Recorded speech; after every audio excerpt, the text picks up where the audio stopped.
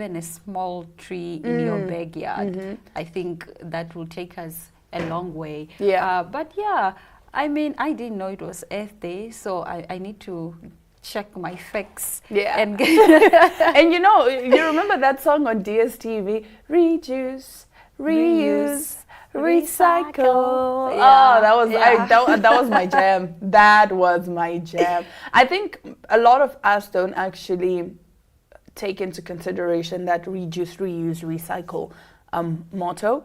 Because for us, it's kind of like, there's just one plastic bag for everything. I think it's because it's kind of overused, and many people don't really understand the context when you say reduce, reuse, recycle. It's just words that start with the same letter, but why should we reduce? Why should we reuse? Why should we recycle? And how do we even do those this? things? Yeah. I think that is the information that really needs to be engraved in our heads instead of just, you know, I always say that, yes, I'm an advocate for access to information, right? But even if the people have the information, they cannot harness their futures with knowledge and intention because of comprehension. If people don't understand the information, if people don't understand what you're trying to say, then that information is basically useless. Exactly. I think it's also important that we translate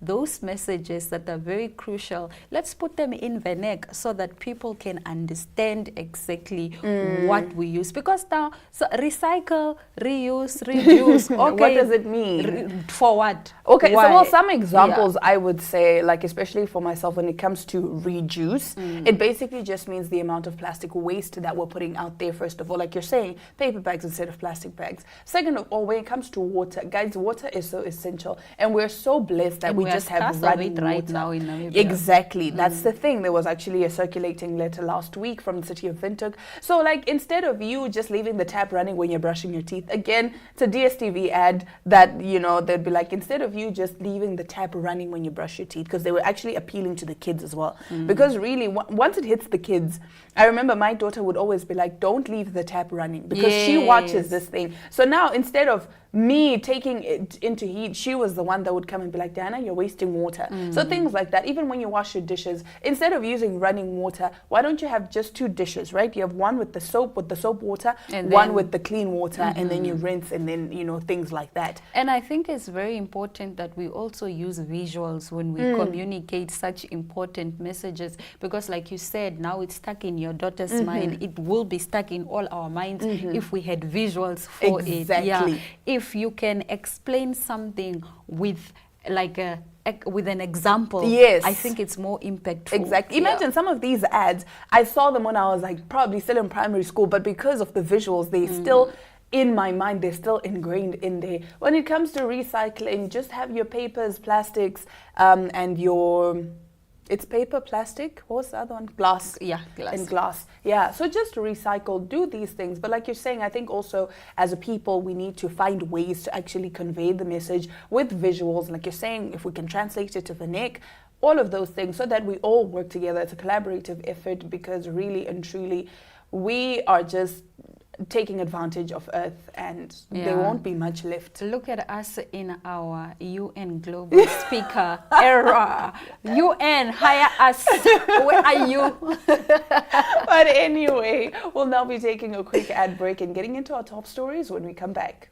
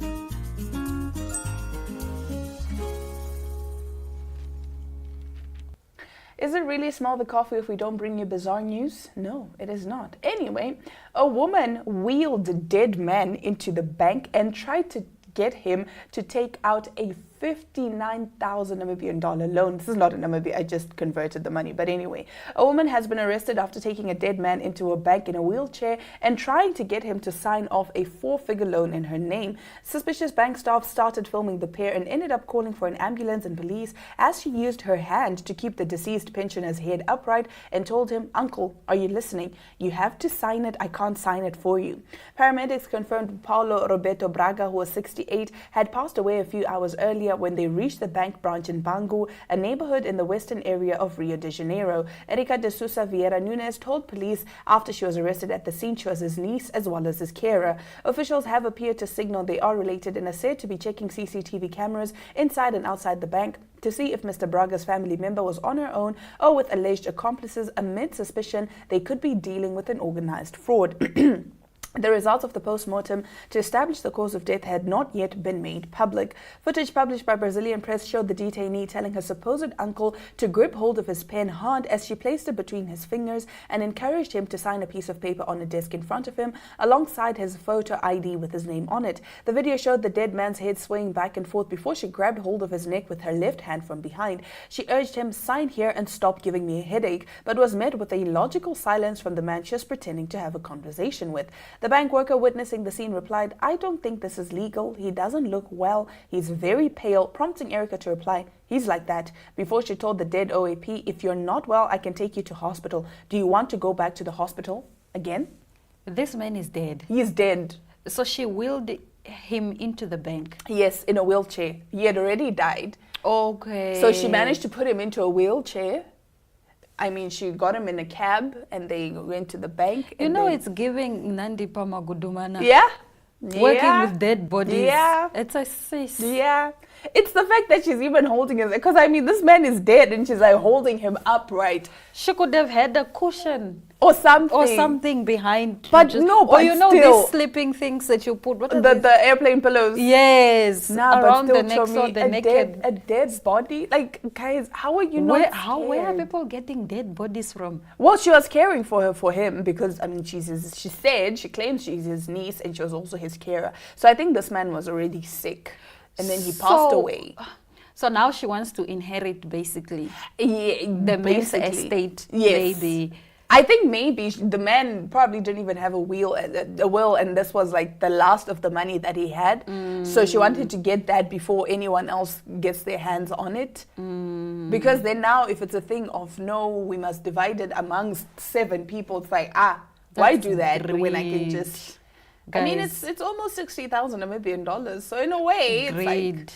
But still, just how are you able to take a dead body, put it in a wheelchair, take it to the bank, and just like, guys. You know, it's true when they say money is the root of all evil. Yeah. Like people will do anything Yeah. to get money. I don't know if it just blinds you or it clouds your judgment. I don't know at what point you step out of your right mind to actually think of the consequences on the other end before you act. You don't even think about that because I to don't you know it's just the what money. happens. It's like, okay, but if I'm getting $60,000, I don't care what I have to do for that $60,000 because rather I have the $60,000 than end up having 5,000 because that money had to be divided amongst us. I feel like in a way she felt she was owed because she took care of this man. So she deserved. You know, that's why I don't do things that I don't like. Yeah. I will never, ever, not even in a million years, do anything that I don't like. If I don't want, I tell you plain blank, I don't want. We're not doing that. Yeah. And that's that. Because later on, I don't want to live with a heavy heart. I don't want to hold grudges. I don't want to be bitter.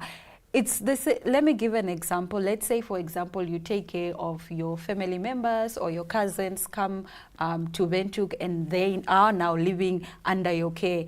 And later on, when these people get jobs, you feel like they somewhat owe you Yeah. because you took care of them. Exactly. But who asked you? Exactly. Even if you were asked, you could have said no, No. but you did not, and now you are so bitter. People are progressing. You are like, yeah, if it If wasn't, it wasn't for me, and we love Girl, throwing that bye. around. If it wasn't for me. Even the Yeah. Bible says the Lord loves a cheerful giver. Don't give if you don't want. It's don't fine. do Don't. it. You don't have to care for someone if you don't want. Yes. If you want something in return. I mean, it would be nice if people acknowledge your hard work and give you something in Yeah. return. But when they want to, not you going to demand it. Yeah, just take Yeah. advice from my 6-year-old daughter. She Like- literally just says, no, I don't want. Exactly. And that's that on that. And you can't force her. Can I get a hug? No, I don't want. And it's like, It's I fine. respect that.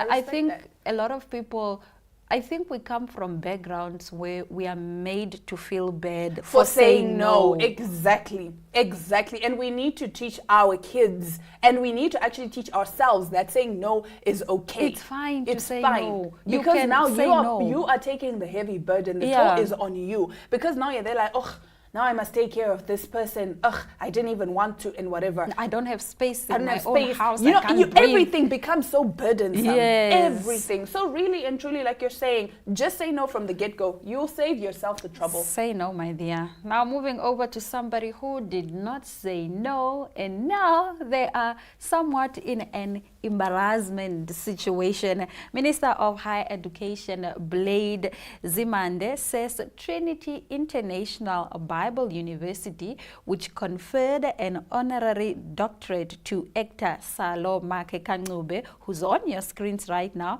is not registered, and therefore the university has no authority to offer any qualifications. On Saturday, Makekangube posted a number of pictures quoting a Bible verse as he celebrated his honorary doctorate. Look at God. It's now Dr. Selo Makekangube. Someone please tell my co-pilot, Pearl Mbewe Makekangube, his wife, that she is no longer traveling this life journey with a national treasure only, but with an honorable doctor. Makekangube wrote on social media platform X. Some social media users questioned the honorary doctorate. So he's celebrating, but then now it's coming out that the university is actually not registered. Yes. No, so he posted the pictures, right? Yeah. To celebrate Yeah. his victory, Yeah. right? Yeah. And then now the Minister of Education in South Africa said, no, but show me, this university is not registered, so they cannot honor you. They can't give you this doctorate. So this is null and void. Oh my Basically, you are goodness. not a doctor. But and you this is now remember- on social media. What was funny, and I'll give you a chance now, what was funny is the fact that apparently he was honored in a warehouse. So red flag, people were red questioning him flag. on social media like, isn't it weird to you be honored that in a you are warehouse? being honored in a warehouse? Red flag, Yeah. red flag. I mean, we had NQA here at the beginning of the year. And they were talking about all these things, like how you can make sure that the institution is actually accredited. I mean, in his case, it's in a way, it's fine because he didn't have to pay money for it. He didn't have to invest a lot of time into Yeah. it. But then now imagine someone else who's actually paid their money, they've invested all of this just to find out that the institution is actually not recognized by any qualifications authority. Imagine. Yo, and he's there so proud, like, I'm a doctor. Ow, guys, the embarrassment. I'm a doctor. He's not Yo. quoting a Bible verse. Yo. No, guys, just do your due diligence. Just, do your due diligence so that you avoid embarrassing situations like this. Because first of all, really think about, like, okay, my mom always tells me to take everything with a pinch of salt. And she always says if something is too good, feels too good to be true, it it's- probably is. Yeah. He should have been like, okay, but why are you giving me an honorary doctorate, first of all? No, Second but of Mark, all, no, I think it's valid. He won't ask why he's getting an honorary doctorate. We know Mark Kangube. He's no, like but a still. renowned actor. no, like, but still, are you telling forever. me? No, but are you telling me that if people just come and they're like, "Hi, Aina," No, like honorary doctorate. if I was Beyonce and somebody wanted to offer me an honorary doctorate, I'll take like, it because I know of the work and of the Okay. impact that I've had in Yeah. my in my industry. So I think it was the same for him. This man is like huge. No, he He's is a huge, big huge. actor. I understand, Yeah. but then still, he should have just done some research beforehand. Like you should always question everything. Show me, our fathers are old. They don't have He's the got time. a young wife. He's got a young wife. The wife must have done the due diligence. But anyway, that does bring us to the end of our top stories. But we get into more Smell the Coffee after the break. Attention kids, we have some exciting news for you. We are back, and this year we are planning on going big. So listen up. If you are in grade 3, grade 2, grade 1 or pre-primary, we are bringing your free school workbooks to you soon. This is all you need to know about where you can find your books. Books will be available for free in Republican street sale newspapers and all Namibian Sun newspapers. And for all pre-primary kids out there, your books will be delivered to your school in all 14 regions of Namibia. And there's more. Pre-primary books will also be printed in 9 different languages. Check out when your book will be available from the schedule right here. That's not all. Our free online school is there to help you along the way with video lessons and more books to download. You can also follow along on NTV every Monday to Friday from 9:30 to 11:30 for your daily online school lesson. We thank all our sponsors who are helping to build a brighter future for Namibia. Contact us at info@acdtrust.com and follow us on Instagram.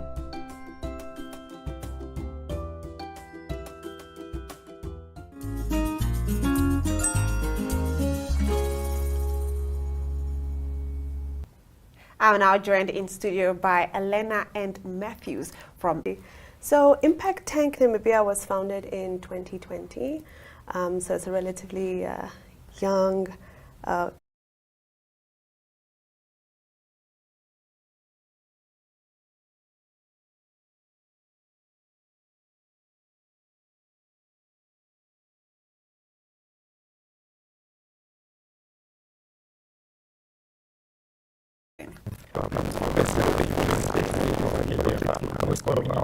To uplift them for them to be able to supply their own food. Or is it certain?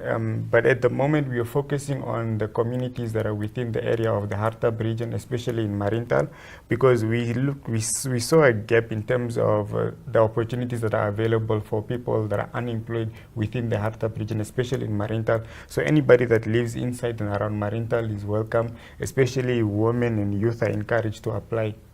Okay, can you give me a little bit more details? When is this taking place? When can we register? And yeah, I'm very interested. Just to give you a highlight, this is not the first program that we are running. It's a 12-week agribusiness training program.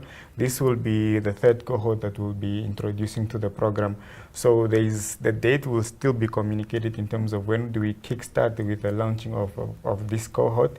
And yes, I'm looking forward and excited to getting the new cohort on board. No, I'm quite excited for that as well. Now, I understand that this is not the only project that you guys have under your belt. There's another project which is the Academy for Women Entrepreneurs. Can you tell me a little bit more about that? Yeah, sure.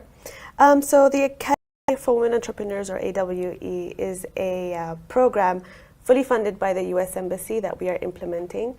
We did a rigorous selection of about 30 women entrepreneurs, and we will be taking them, we have already started, we started back in Feb, and we'll be taking them through a 6-month program where they also follow a US online platform for entrepreneurship courses specifically tailored for women, and Impact Tank is guiding them through the way and providing mentorship, networking opportunities, etc. Wow. Like I said, it feels like you guys are doing the most, and you guys are still quite young. Is there any other project that you guys are currently busy with, or future projects that you can talk about? We're super busy. I mean, I'll mention that we do operate under 3 thematic areas: blue and green economy, emerging technology, and indigenous knowledge. So under all these thematic areas, we do have projects running and upcoming projects and more to come. So yeah, I wouldn't know where to start exactly, but. Okay, so for our viewers watching, myself included, where can they find Impact Tank and just look at what projects are available, where they can, you know, maybe apply and so forth? How can people reach Impact Tank? I think the starting point would be visiting our website. It's www.impacttank.org.na. There you'll be able to look at our annual report where you can get a lot of information on all the projects we've been working on, contact details if you want to come and see us. And yeah, do reach out. All right, thank you. Before I let you go, is there anything else you'd like to add? Good. Okay, that's great to hear. We'll be right back.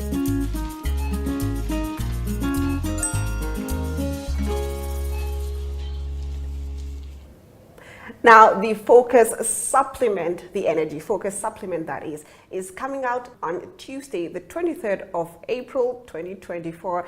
And here joining us in studio is the editorial coordinator for the Energy Focus Supplement, Olgeta Greg, who's going to tell us a little bit of what we can expect in the edition. Good morning. Can you tell us a little bit of what the viewers can expect in the Energy Focus Supplement? I know I'm not saying the full name. It's called the Energy Focus? It's called Power Sparks Namibia. It's called Power Sparks Namibia. And thank you, Glenora. Yeah. It's exciting to talk about it because I think it's a publication that is entertaining, it's insightful, I think it's interesting, and there's some useful information. I saw, I browsed through it a little bit, and there was quite a few things that I think the viewers and the public at large can benefit from just reading this focus. Yes, and energy is a very interesting topic right now. In fact, the publication will be available inside all of our newspapers, Namibian Sun, Algemeine Zeitung, and Republikein. And it will also be printed in a magazine format, which will be distributed at the International Energy Conference happening at Droombos, the 24th and the 25th of this month. And also you can access it after that time on our various Facebook social media platforms.